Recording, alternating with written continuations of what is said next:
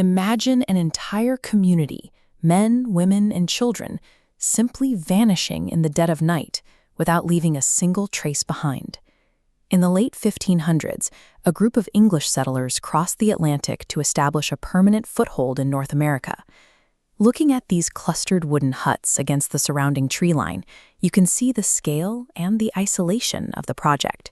They were building a life on the edge of a vast, unfamiliar wilderness. Survival here depended entirely on a fragile link to the outside world, supply ships that took months to navigate the ocean. Severed from everything they knew, the colonists lived in a state of constant vulnerability, where one missed shipment could mean the end. After years of silence and delays, those supply ships finally returned to the colony's shores.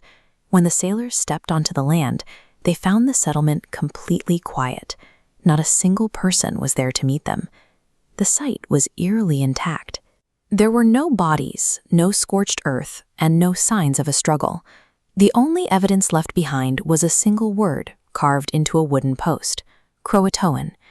The total absence of physical wreckage creates an investigative void that remains unfilled 4 centuries later. Modern historians approach this disappearance with the same scrutiny as a missing persons investigation. One theory suggests a violent conflict. Perhaps a rival European power or a local tribe wiped the settlement out. Forensic logic suggests otherwise. A massacre leaves a footprint: burned buildings, defensive damage, and human remains.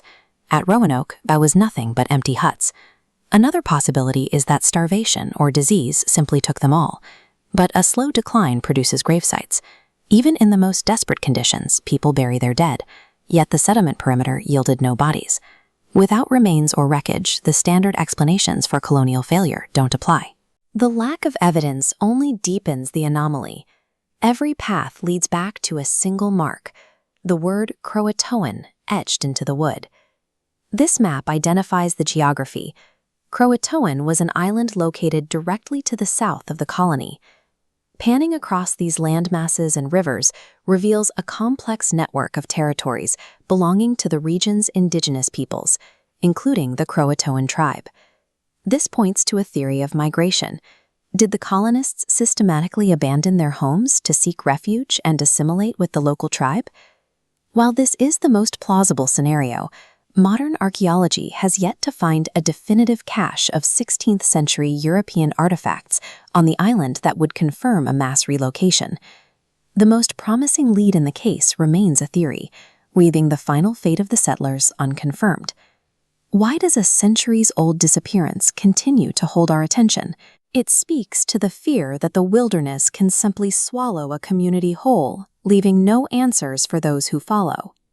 Roanoke stands as history's most flawless vanishing act. What truly happened to them?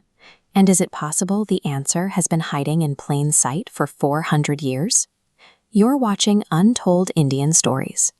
Fascinated by mysteries of our past? Like, share, and subscribe for more.